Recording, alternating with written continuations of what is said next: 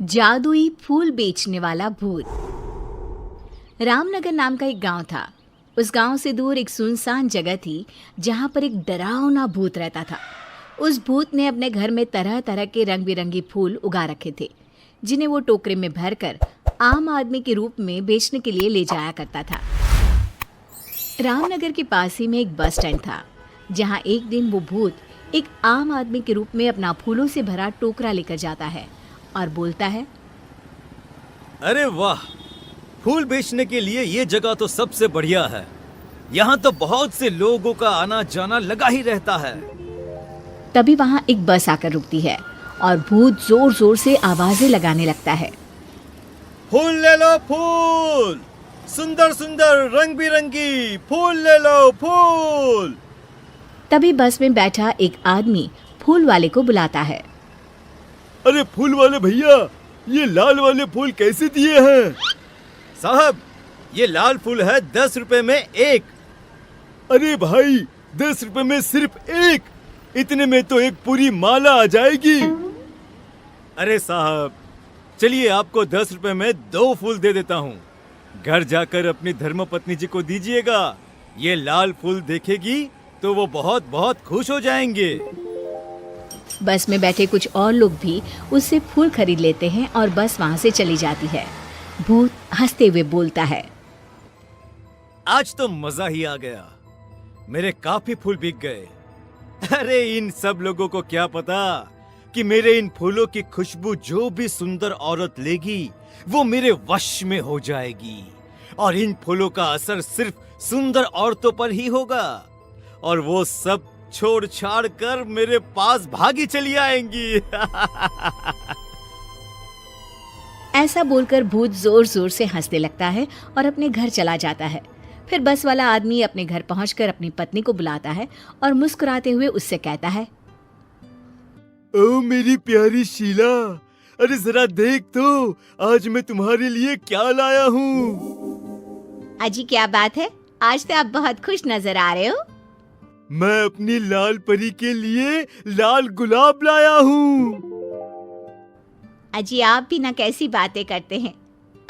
ये गुलाब तो सच में बहुत सुंदर है, इसकी खुशबू से तो पूरा कमरा ही महक उठा। ये कहकर शीला फूल अपने बालों में लगा लेती है। फिर रात को वे दोनों अपने कमरे में सो जाते हैं। आधी रात होते ही शीला अपने घर से निकलकर भूत के पास पहुंच जाती है।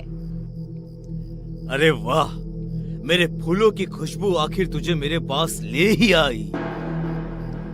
फिर भूत शीला को एक कमरे में बंद कर देता है। तभी 2 और सुंदर औरतें वहां आती हैं। वे औरतें भी उस भूत के वश में होती है। भूत उन्हें भी ले जाकर शीला के साथ कमरे में बंद कर देता है। अगले दिन भूत फिर से आम आदमी का रूप लेकर बस स्टैंड पर फूल बेचने के लिए जाता है, और तभी लोगों से भरी हुई बस स्टैंड पर आकर रुकती है। फूल ले लो, फूल, सुंदर सुंदर खुशबूदार रंग बिरंगी फूल, हर तरह के फूल है मेरे पास। फूलों की माला, फूलों का गजरा, जो भी पसंद आए वो ले लो। अभी बस में 2 दोस्त रामू और श्यामू बैठे होते हैं। अरे फूल वाले, एक सुंदर सा गजरा तो देना भाई। अरे वाह रामू, क्या बात है, भाभी जी के लिए गजरा? हाँ भाई, तेरी भाभी को बालों में फूल लगाना बहुत पसंद है। अरे श्यामू, तू भी कुछ ले ले अपनी पत्नी जी के लिए, वो भी खुश हो जाएंगी। हाँ हाँ भाई, अरे तुम भी एक गजरा ले लो अपनी पत्नी जी के लिए। वैसे भी सुंदर औरतें बालों में फूल लगाकर और भी सुंदर लगती हैं। ठीक है भाई, अगर तुम इतना कह रहे हो तो एक गजरा मुझे भी दे दो। उसके बाद वे दोनों गजरा लेकर वहां से चले जाते हैं और घर जाकर अपनी अपनी पत्नियों को गजरा दे देते हैं। श्यामू अपनी पत्नी लीला से कहता है, सही कहा था उस फूल वाले ने, सुंदर औरतें बालों में फूल लगाकर और भी सुंदर दिखती हैं।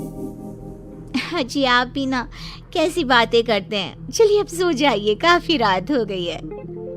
फिर वे दोनों सो जाते हैं। आधी रात होते ही लीला उठती है और अपने कमरे से निकलकर भूत के पास चल पड़ती है। तभी श्यामू लीला को बाहर जाते हुए देख लेता है और लीला को आवाज देता है, अरे भगवान, आधी रात को कहाँ जा रही हो? पर लीला पर भूत के फूलों का असर होता है। थोड़ी दूर जाकर लीला गायब हो जाती है और भूत के पास पहुंच जाती है। श्यामू ये सब देखकर डर जाता है। थोड़ी देर में सुबह होती है और श्यामू भागते हुए अपने दोस्त के पास जाता है और उसे सारी बात बताता है। अरे भाई, ये क्या बोल रहे हो? कल रात से तेरी भाभी भी नहीं मिल रही है। जब से उसने अपने बालों में गजरा लगाया तब से वह बस फूलों की बातें किए जा रही थी।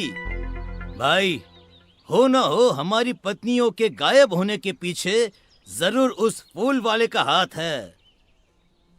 फिर वे दोनों बस स्टैंड पर जाते हैं और फूल वाले का पीछा करते हैं। पीछा करते हुए वे भूत के घर तक पहुंच जाते हैं और चुपचाप खिड़की से देखने लगते हैं। फूल वाला आम आदमी अब अपने भूतिया रूप में आ जाता है, जिसे देखकर सारी औरतें बहुत डर जाती हैं और जोर जोर से चिल्लाने लगती है। अरे नाश पीटे, हमने तेरा क्या बिगाड़ा है जो तू हमें यहाँ पकड़ कर ले आया है?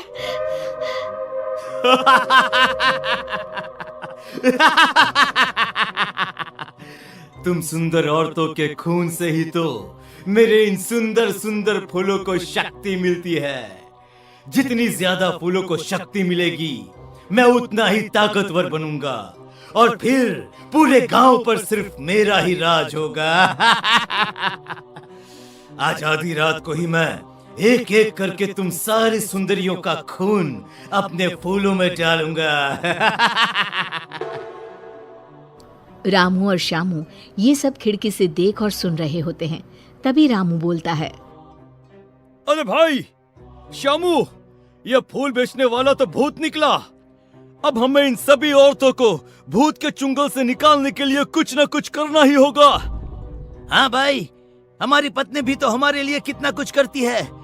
आज हमारी बारी है इनके लिए कुछ करने की। ये कहकर दोनों गांव चले जाते हैं और गांव के सरपंच को सारी बात बताते हैं। तभी कुछ और लोग भी वहां आ जाते हैं। उनमें से एक आदमी सरपंच से कहता है। सरपंच जी, मेरी बीवी भी 2 दिनों से गायब है। कहीं वो भी उस भूत के पास तो नहीं चली गई?